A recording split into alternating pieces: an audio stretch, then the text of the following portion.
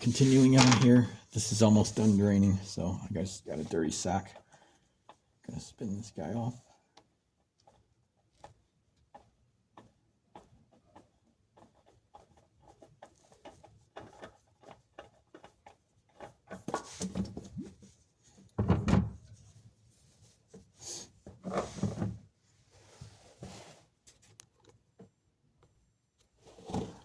Here's the new K&N. It's nice because it's got a hex on the end. It's going to get a little bit of oil on the top here.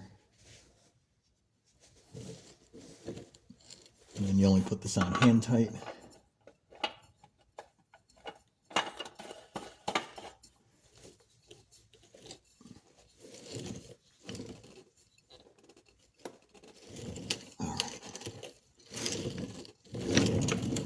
Get the drain plug back on.